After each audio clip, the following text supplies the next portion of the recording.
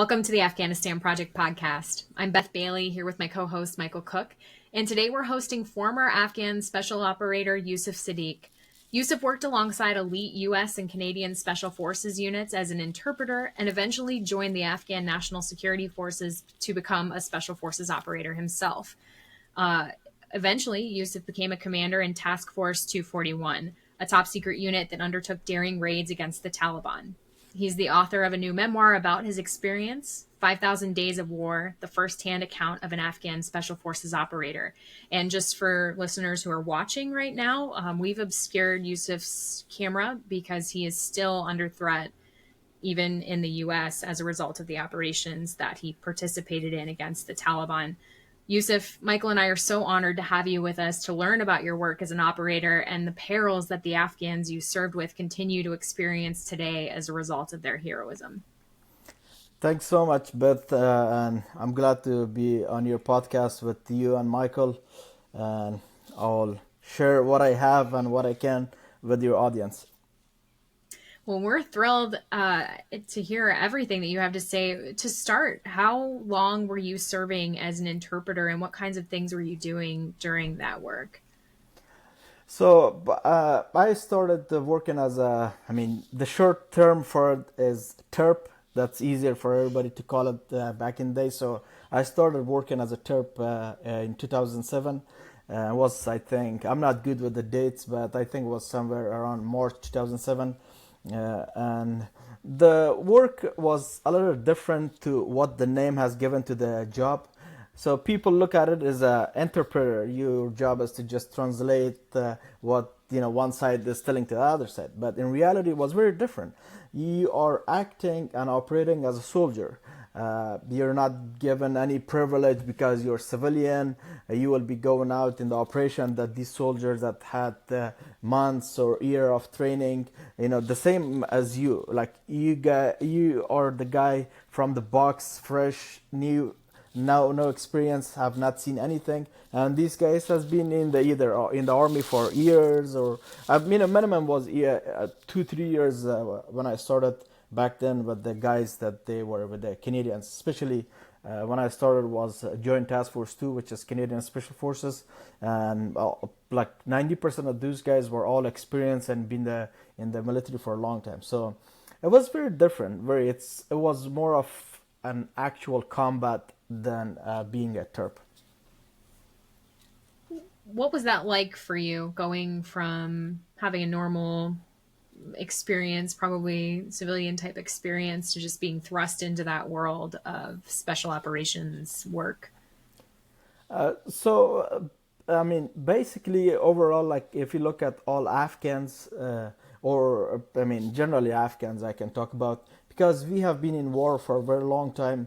It was pretty common for us. There was no kind of problems with transitioning from civilian jobs to military, or from military to a civilian job. And for me, it was the same. It was, of course, scary at the beginning because the stories were very scary. You're going to a combat zone, you're going to front line, you might never come back. You might go there and lose a part of your body that makes you disabled for the rest of your life. Especially living in Afghanistan, it was very hard and difficult for people that are being disabled. So more of me being scared of death was more of being scared of becoming a disabled person. And not because disability is a problem, but because you can't survive in Afghanistan if you're disabled. And so when I started doing that job, of course, I was scared at the beginning. But, as a man, I never expressed that to the team or to the guys around, because if you're serving or working alongside very experienced special forces soldiers, and you tell them, like, I'm scared, that's going to put not a good impact on the team. And it's not going to give you a good picture to the team. They'll be like, oh, he's a scared PUSSY guy. That's what they're gonna call you. So, and that's why I was like, I have to hide that fear that I have in my body. So I was like, yeah, let's do it. Let's go fucking out there. Let's kick some doors. That's the common phrase back then. Let's kick some doors. Let's go out there and do some bad things to these bad guys, or just giving myself some positive energy and motivation, and to the team that like, hey, I'm solid, I'm good to go. Even the team's expectations were a little high back then. I don't know why, but they never thought that these. I mean, I was 17. I wasn't even 18 when I joined, and I was a kid. But their expectation was a little different. They're like, you shouldn't be scared. I'm like, bro, I'm just a kid. Like, I've not seen any of this stuff in real life. So, but overall, I overcome my fear pretty quick and easy. I mean, I thank God at the end of day for everything He has done, and the support from my family, and these are all the stuff that mattered back then. Still. So what made How many you years were you switch doing from... that before you decided to join the Afghan Special Forces? So I did that. I did 2 tours with the Canadian Special Forces, and then I did 1 tour with the Green Berets, which is U.S. Army Special Forces, and then I did 2 tours with the Navy SEALs, and I think overall maybe switch from the Canadian to the U.S. Yeah, that was the question, Michael. Like, why switching from the U.S. To the Canadian to the U.S. or switching from a turf job? Oh, I think he just cut out his recording. I think he means switching from Canadian forces to U.S. forces. Oh, okay. I mean, with all the respect to all the Canadians out there, I mean, I was very different with the Canadians. They had a lot of restrictions. I mentioned all these things in my book, The 5,000 Days of War. They had so much restrictions. And me, I'm the type of guy that if you have trust issues with me, I can't go along with you, because we are not playing a Monopoly or these little board games. We are playing life and death. And if you can't trust me, then it's gonna put that always negative space in my body that are they gonna leave me during an operation. I had that fear when I was working with the Canadians. I always had the fear, like, if because you're doing long night raids and you get tired, you're not a military trained person, and you probably go on to a little nap because you're tired while you're kind of standing or sitting somewhere in the fields, and you're scared, like, if I fall asleep, are they going to leave me behind? And because I had that experience, like this one time I felt asleep because I was very, very tired, no sleep that whole day, and then God woke me up. Probably some angel just shook me like, hey bro, get up, they're leaving. And I turned left and I saw the soldiers are marching, like they're leaving. And I'm like, what the fuck's wrong with these people? Like, can they see me? Like, I'm just kind of laying on the ground. Like, they have night visions. And even though back then I didn't have night vision goggles, I was using, my eyes and the power of the nature, the moon. And that's where, like, the kind of the trust gap got bigger and bigger. And I was like, no. That was one of the main reasons. But the other one was they had shitty dining facilities. Like, you're at the front line, you're fighting. And then at the end of the day, I had to eat MREs, which is a very messed up food. You can ask the soldiers, they hate it. I had to eat that 7 straight months for breakfast, for lunch, and dinner. And when I was telling them, like, are we not going to get something, like a little, just, fresh fruit? Like, we're not in Moon or Mars. We're just 20 kilometers away or 15 miles away from the Kandahar airport, which was a big station for the NATO and US military. The Canadian warrant came in. He goes like, oh, that's they had a lot of trust issues. I just don't want to go really deep in that. But he's like, oh, you don't like it, you can resign. And then I was like, you're probably joking, but I'm gonna fucking resign. I'm not gonna work with you guys. And here was the part that they couldn't get another interpreter because nobody wanted to work in this base. When the Terps, they gathered together, we always talk to each other like, hey, which base you located in? Hey, I'm located. Every base had a name. Back then they called it FOB, forward operating bases, and every one of them had a name. I was like, oh, I'm in this FOB. And they're like, first question was always, how is the food? How is the shower? And you're going to front line, at least you want to die at least with full stomach, right? You don't want to die hungry, like people look at you like, oh, he died from starvation or from hunger. So that was the other main reason that I was like, that's it, with the Canadians, that's it. But trust issues was a lot overall with the whole NATO and US with the military, but with the Canadians was like, oh, it was over, too much. Sure. And so was that better when you started working with the Green Berets and the SEALs? Oh, yeah, it definitely was a lot better. Like when I was, like this short story comparing the Canadian with on the restriction side. So when I was working with the Canadians, they started their Wi-Fi thing in the little base that we had. They didn't know. I had a laptop back then. And so I was searching I knew they're working on something, so I was like, let's search the Wi-Fi. I found their Wi-Fi, they didn't have any password, so I connected to their Wi-Fi. Back then, nobody had, like the Afghan locals, they didn't have internet, access to internet, so I could report something from inside the base to the bad guys. And who the hell is going to report stuff from a base that he's stationed in to the bad guy, so the base get attacked and this guy gets killed? Like, that's going to be very stupid. So there was not much I knew about internet. So I was playing around and they saw me. They came to my tent. The captain, he goes like, we have to take your laptop's Wi-Fi part so you don't use our Wi-Fi. And I swear that kind of like broke me. I was like, hey, you just need to tell me do not use our Wi-Fi. I thought that's like for all the guys. I'm not going to use it, but you're breaking my computer because of you not trusting me. I told him this. I was like, you have two options. I can resign and I'm out of this base, and you can wait 1 month and a half to get new guys, which was very hard to get, or you can move your Wi-Fi tent. Or you can move our tent to a different side of the base, so you don't. But I'm not going to let you break my computer. And the buddy I had, we called him Cobra like the snake, because he was a very big dude and he was like walking all a little kind of like cobra.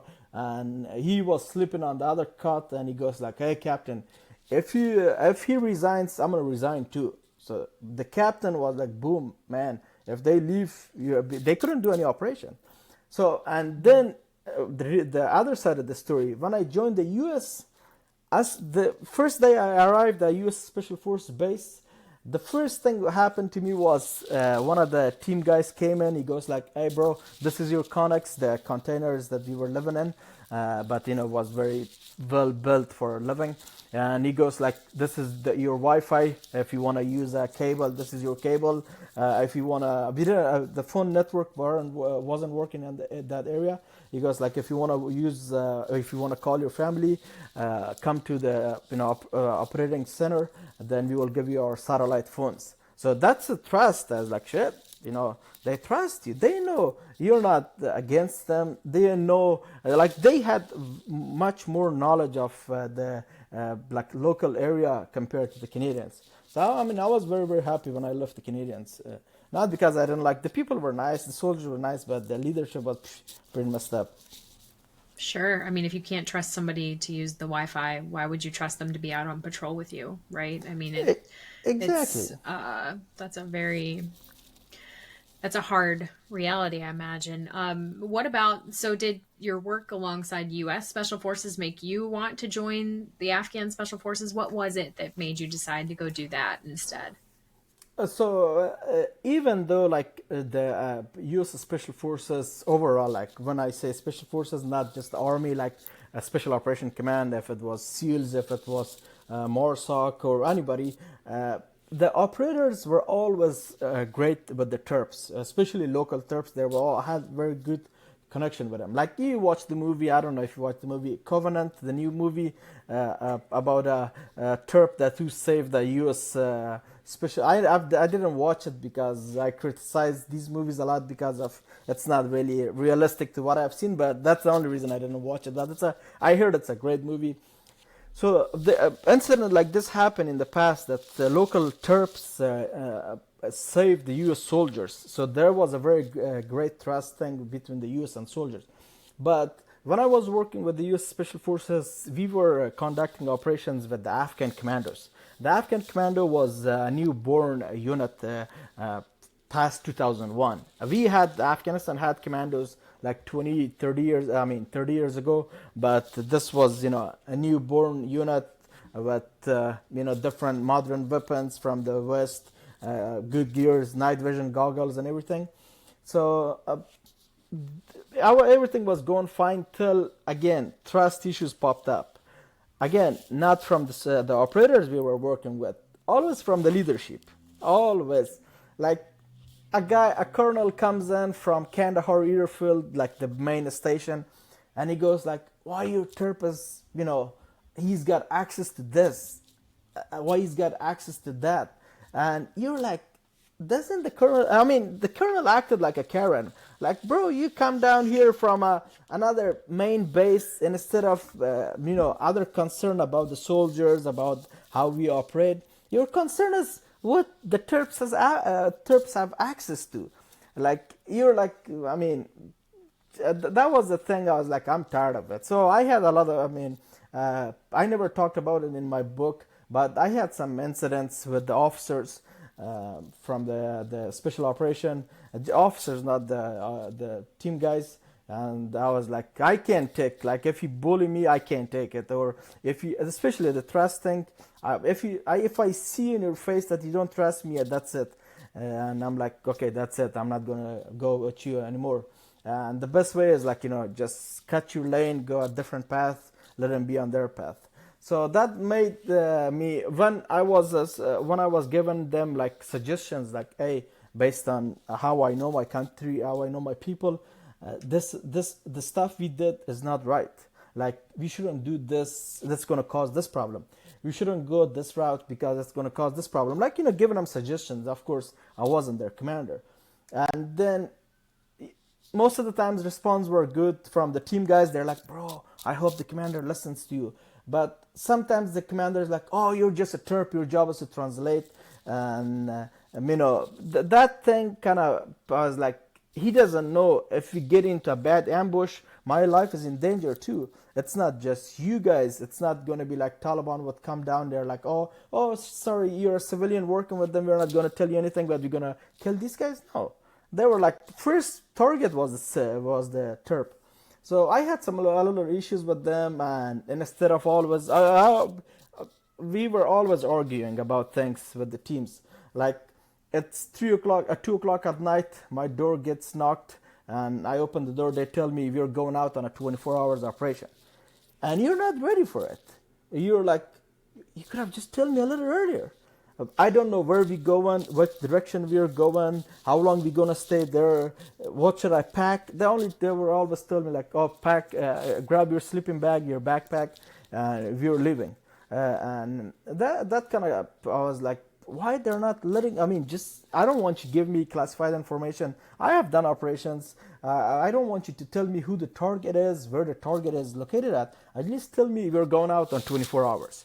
We're going to do this thing for, we might not be back even in 24 hours. That happened a few times that we never made it back in 24. We stayed there 48, 72 hours. And I didn't have my sleeping bag with myself. And so these were a lot of similar stuff were the reason I was like, I'm tired of this. I need to be the guy who makes these decisions. And instead of, I can tell them like, let's do this. And they should listen to me as a guy from this country and for saving everybody. And instead of arguing back with me, so I was like, I'm just gonna, join our military. And that's the reason I joined our Afghan Special Forces. Sure. What was it like working with the Afghan Special Forces when you joined?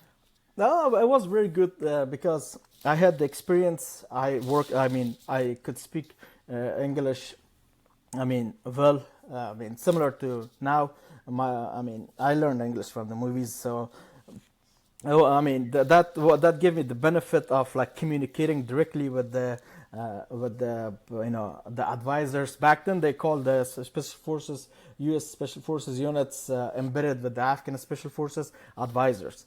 So I could communicate with the advisor, and they always had this a little different respect to the Afghan commanders, especially if the commander is a kind of, he knows what he's doing.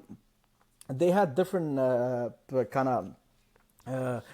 respect for him, and they would listen to him compared to their own troops.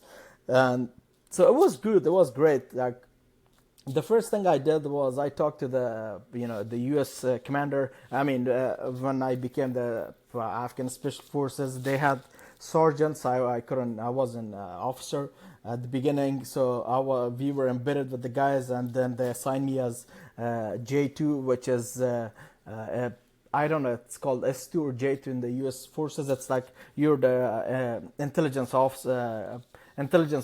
That's what they, I think, call it in U.S. In English terms. So I was responsible for investigating bad guys and collecting more information and intel.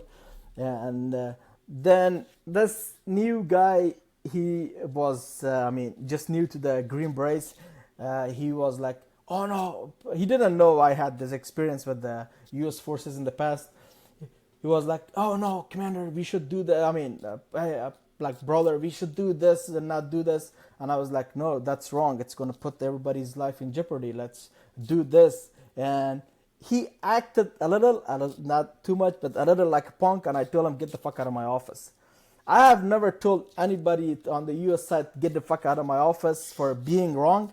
But that's where like I feel the power. I was like, now I can make decisions for the safety of everybody. Of course, I didn't want to be an ego type of guy with acting like, I'm in like on a power trip. No, I know the country very well. I was born in this country. I know these people. I've been doing this thing for a very long time, and I'm just trying to save everybody's life. Like, we're trying to do something that doesn't have bad consequences, and that was something that a very small number of the soldiers, the U.S. soldiers, didn't know. And but I was glad that I joined the Afghan Special Forces. It's really important that cultural know-how is, you can't get that yourself as an American coming over. You can't understand the very subtle things that somebody who was raised in Afghanistan would understand. I can see that they should have picked up on the value of that. And I've heard, Michael and I have talked to other interpreters actually and we've talked to their commanding officers from their time as an interpreter, and they've said, your ability to understand who's lying to me, which of these people is telling me the truth. Like, that's a very important thing that keeps people from getting killed. And if you're not, using that capability, then you're not really, I think that's so important. Before we get into Task Force 241, I know Michael really wants to know, if you can talk more about 5,000 days. Like, when we sent people over to Afghanistan, it was for 6 months, 8 months, maybe a year tops. Did you get time off, or were you just pretty much working consistently for your time between interpreting and then being in the Special Forces? Of course, the 5,000 day means 14 years. If you do the calculation, it's 14 years is 5,000 days. And so back then, when I was stationed in Kandahar in southern Afghanistan, which is 420 kilometers, maybe around, 250 miles or something similar to that. So it was a long distance. The distance wasn't the problem. It was 7 hours driving trip. It was very dangerous. So you couldn't, and because of the long distance, you couldn't just end of the weekend, you come back home and, stay with your family, hang around and then go back. No. So at the beginning, first time I did, after 2 months, we had this R&R every 3 months, every 4 months. So after 3 months, you could request for leave or a vacation. And then, so first time I did it after 2 months, and then next time I did it after 5 months, and then so I was doing it every 4 or 5 months, and because I loved what I was doing, and everything was going great the way I wanted to go. I loved my job. To be honest, I still miss it. I always miss it. Not, of course, to be very clear, not the part that you fighting a war, but that community, that brotherhood was very different. It was very, very different, and I loved it. And as a young man in a war, and I'm trying to help my people, I was always honored to do that stuff. And so I had breaks, just maybe 20 days. 30 max was 30 days, not longer than 30 days. So every 3 months, 4 months, I could go home for 20, 30 days, sometimes 15 days, and then I would come back. And then later, when I was stationed closer to home, like in Kabul, then of course, like I would go home, like when we are not doing anything, by maybe twice a week, 3 times a week, even till like last August 21, I was just twice, 3 times a week. Not longer than that. Okay.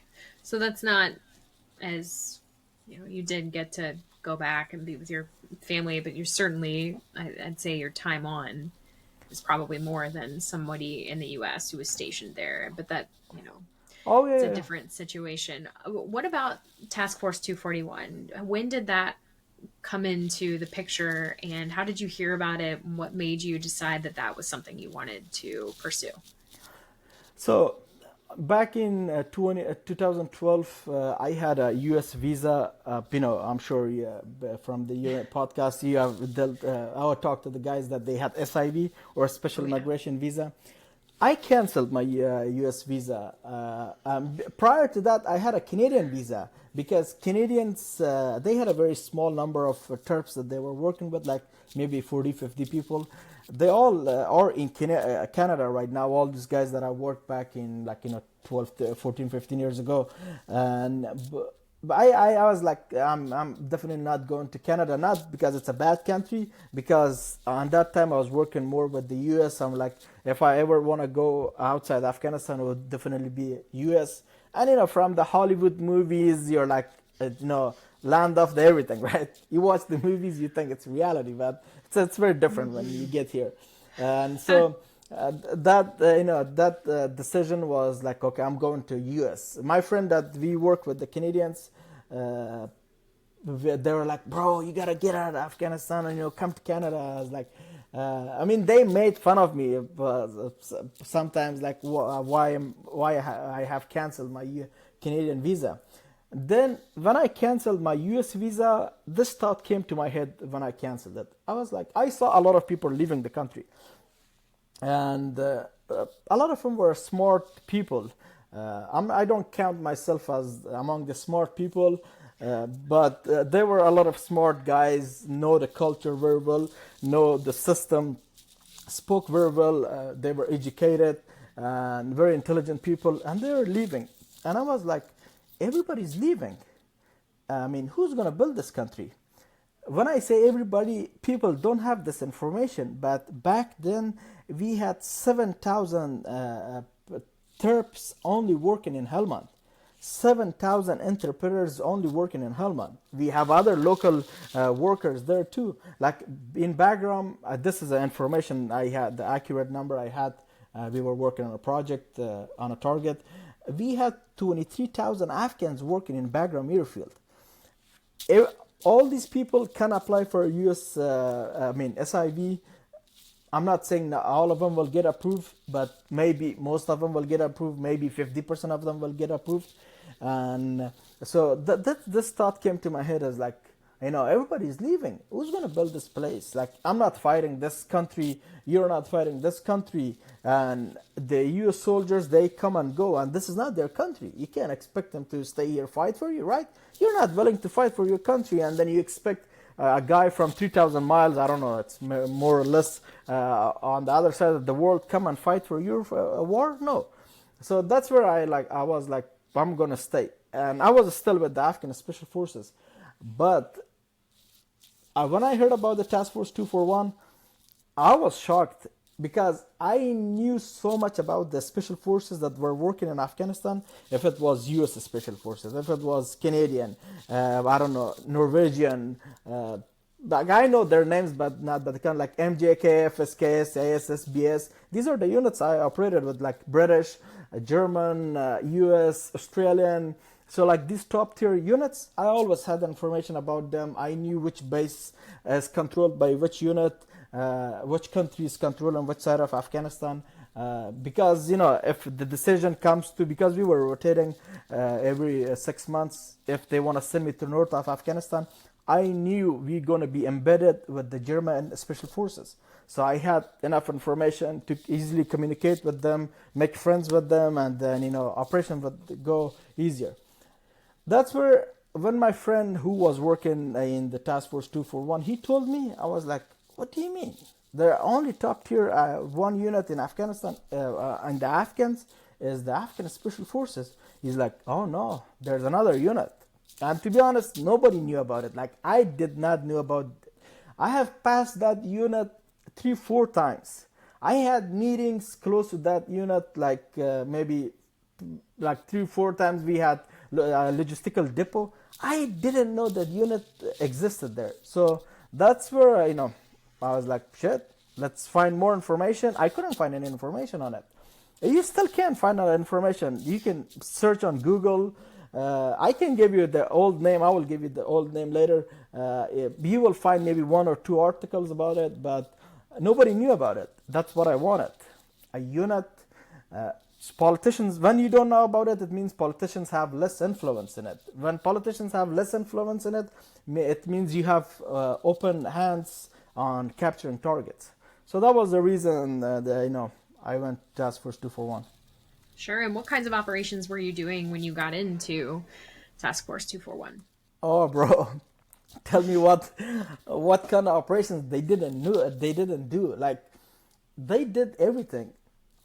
I'm not saying this because I was part of the task force and I was proud of it, but I swear to God, like when I tell you, I swear it's a very serious thing for Muslims when they swear. Some days I was tired of these operations because we had operations every day. I mean, the least was every other night you had to go out. There was no break. Like, you go on a leave for, like, let's say, like after 4 or 5 months, you go out, go on a leave for 15 days.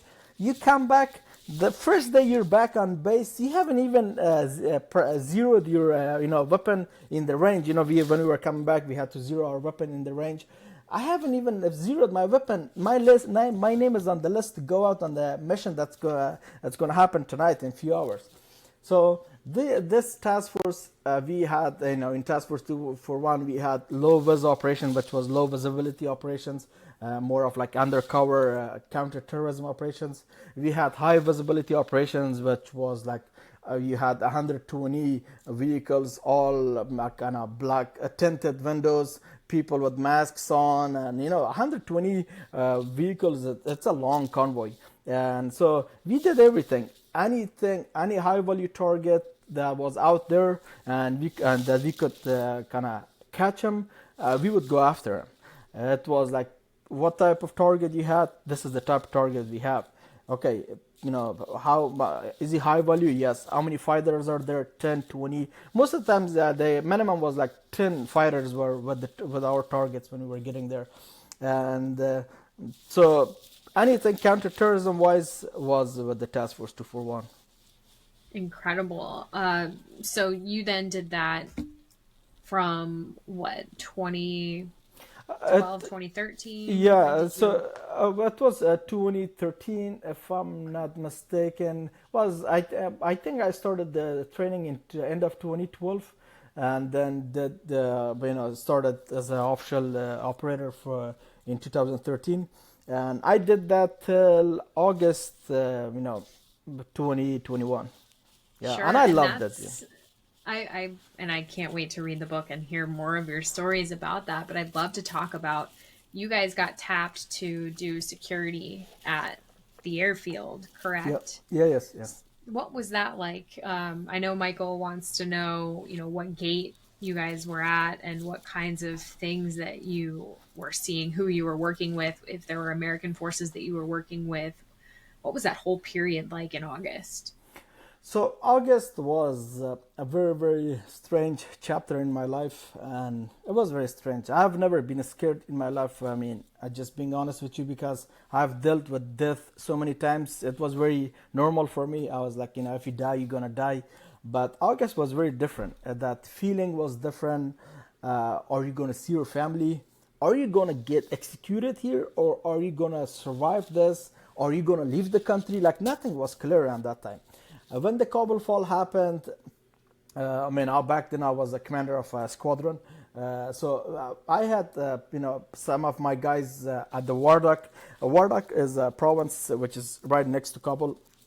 So I had my guys at the Kabul Wardak gate, and in case if Taliban comes through that gate, we're going to fight them, hold them as long as we can. And because we had a lot of manpower, we had very experienced soldiers, we had a lot of ammunitions. When we built that depot, it was a massive we had a lot of ammunition, so there's nothing to be worried about. You have ammunition, you have experienced soldier, and they're willing to fight, so let's hold these guys. They're just a bunch of AK guys with the turbans and motorcycles. For us, the Talibans were nothing. Because we have dealt with them, so it was just a bunch of fighters we were fighting. And then, this Cobble Fall happened, and we received the call to come back to the base. We came back to base, of course, the story is very long. And then, of course, we had to leave our base and go join this other units, which is called the Zero units, which were also similar to our task force. We were working on the same, almost same command, but they had different people working with them, and we were working, of course, with a little different. We were like brother-sister unit type of thing. Sometimes we had joint operations, but not all the time. So we went to their base, and these other units were in Afghanistan that they have not surrounded to the Taliban. Like a unit in Jaybat, they came to that base. A unit in Kandahar, they flew from Kandahar during the, Kabul was already fallen, so they came to Kabul. Then we had a unit in Coast, they came in. A unit in Orgun, they came in. So this was a very strong stronghold for our task force guys.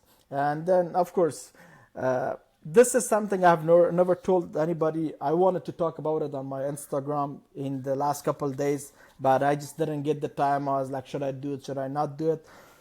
10,000 American citizens, we call it the AMCIT, which is American citizens. 10,000 American citizens were in Afghanistan, civilians, not contractors, not military. No, they're regular civilians, either visiting their families or just visiting the country.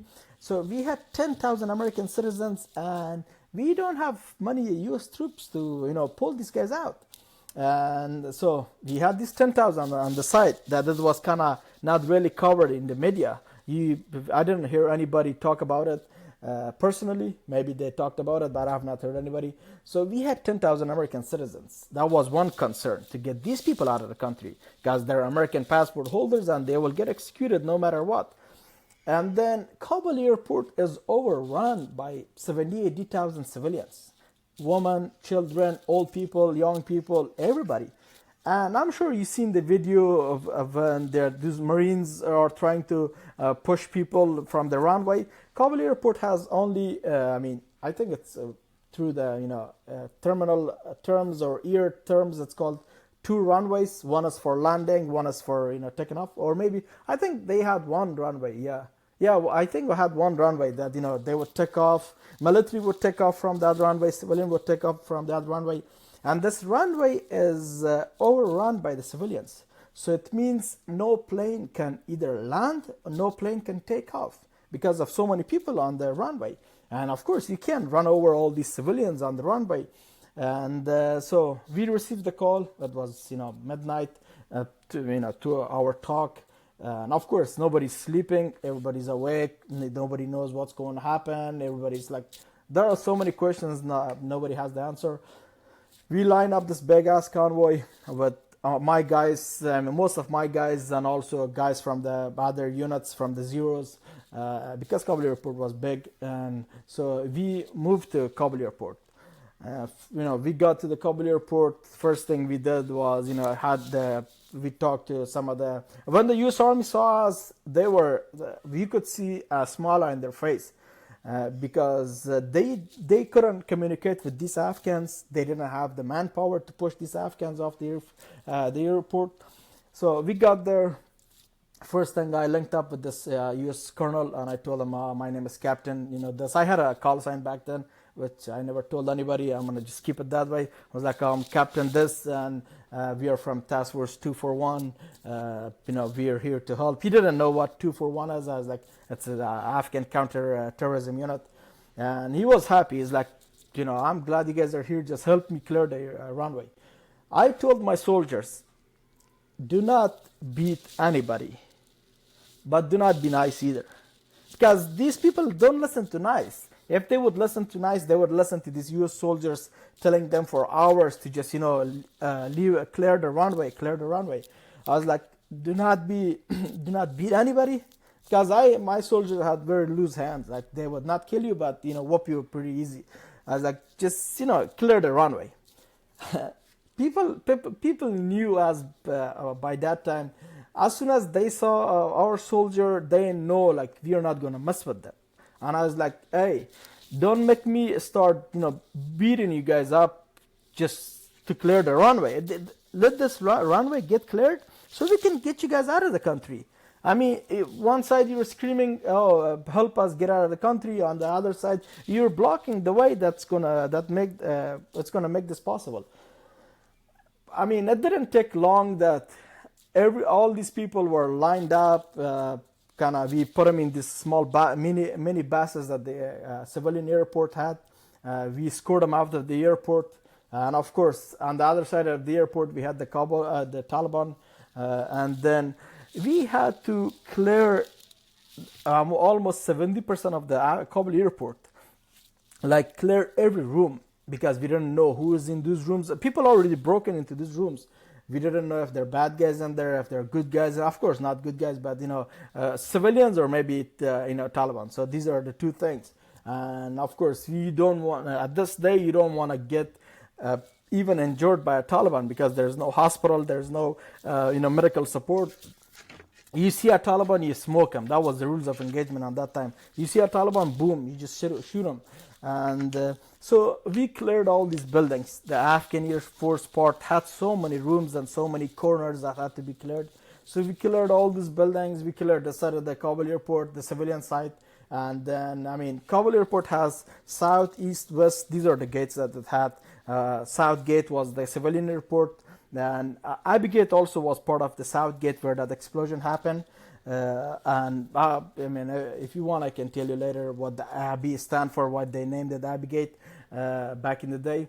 So Abbey Gate was one side. East Gate was close to Abbey Gate, which was coming from a different direction. North Gate was where the main evacuation happened later. And then we had the West Gate, where was the U.S. Embassy staff, people from the agency, the CIA, they were stationed there. From Department of State were stationed there. And then you had the northwest side, where the Afghan Air Force was stationed back in the day.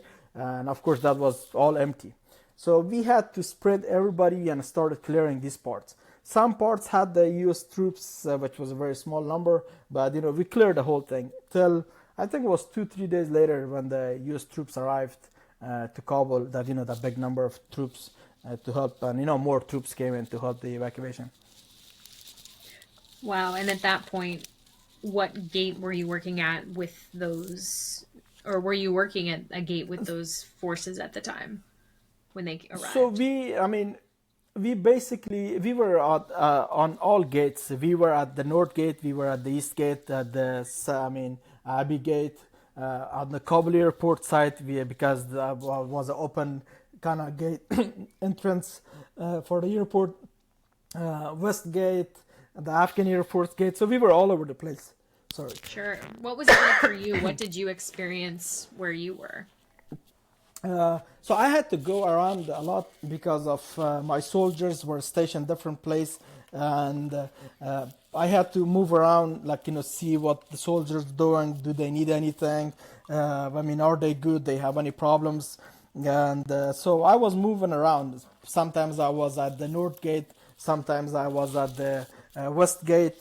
And then the Afghan Air Force Gate. I was mainly at the Afghan Air Force site because that became our station later, and so that's where mainly where I was. Okay. What about how long were you doing the work at the gates, overseeing everyone until it was, were you there for the entirety of 15 through the final days? What was it, 19, 20? Yeah, it was 20, August 29th when I think last plane left the country. But I left the country, I think it was August 28th or 29th, early morning 29th or something like that.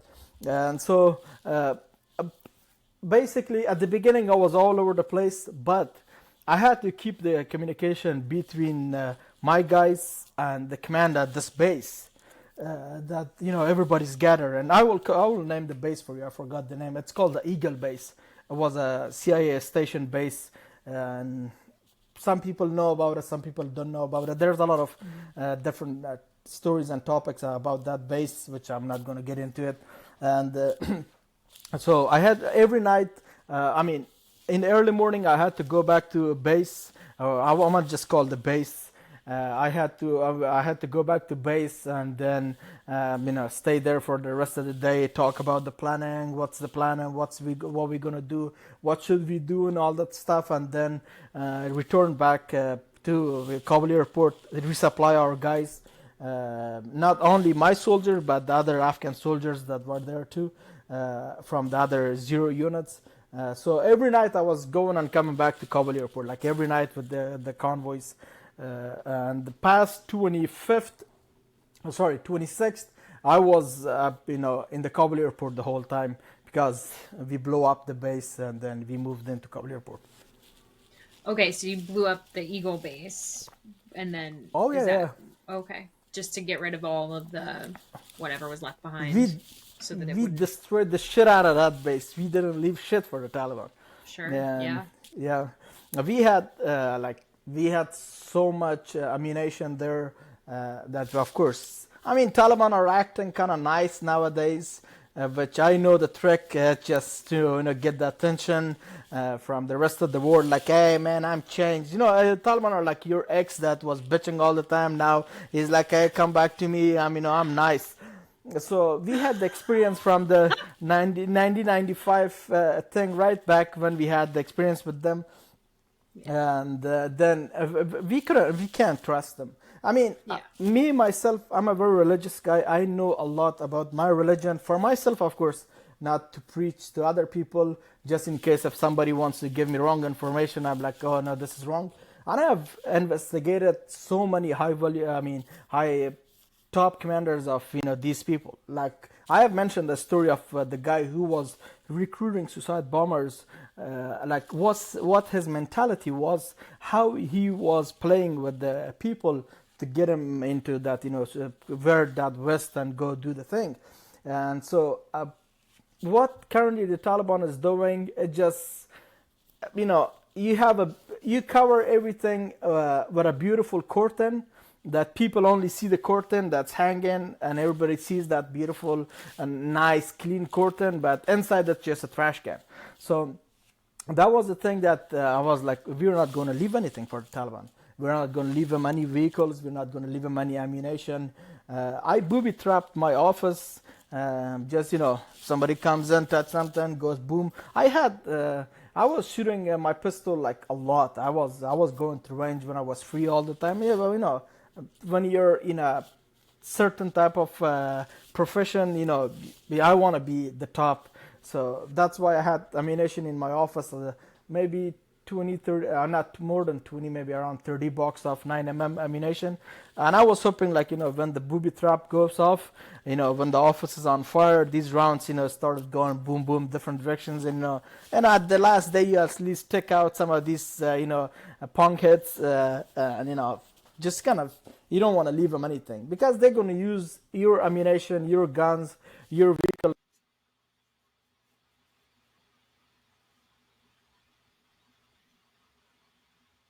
Yeah, I mean, we just Michael and I just talked to Bill Raggio last week, and he mentioned we were talking about the Iran display of force that the Taliban did with all of the ANDSF vehicles that they captured. You don't want them using your stuff to go make some asinine display at the border with Iran, like as if they could ever militarily compete with Iran.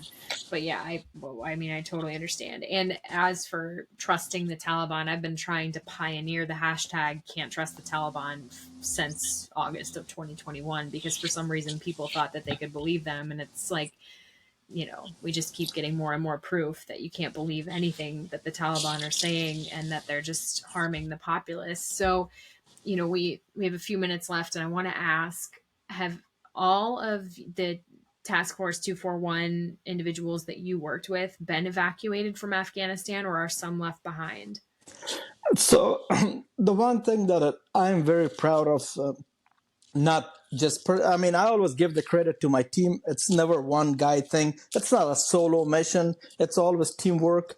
So I always give the credit to my team. But one thing that I am proud of that we could achieve with my team was we got every single one of my soldiers an SIV package, an approved SIV package, so they wouldn't be a person out here that they would be concerned about their future, that are they going to get approved or because but I had guys that they were in the unit for 20 years from the beginning of the unit.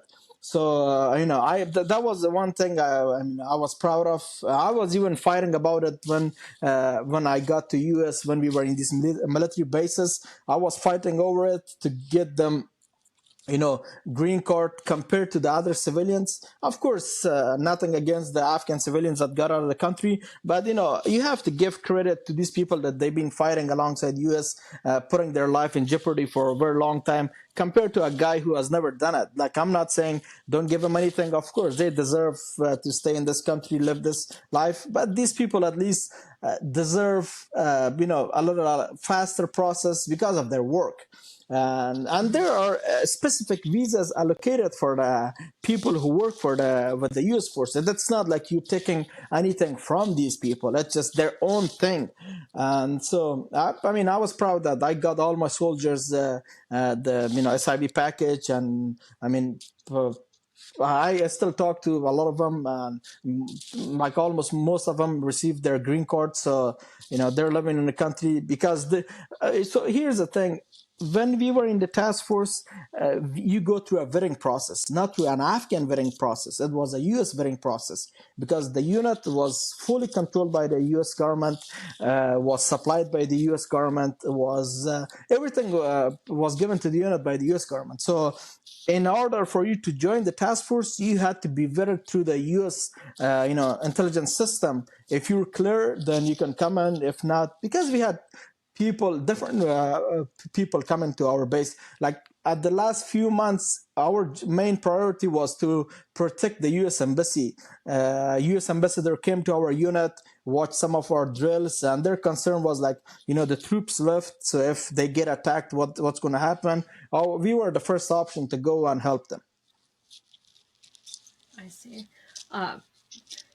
It's really great to hear that everybody that you were with was evacuated safely. I know that there are still a lot of operators who are stuck who did also work beside U.S. forces, and I know they weren't in 241, but it's devastating to me. I wondered, just as a final question, now you're in the U.S., what kind of career are you hoping to have? I mean, if you wanted to, would you be able to try to join the U.S. Special Forces or the U.S. military if that was something that you were interested in?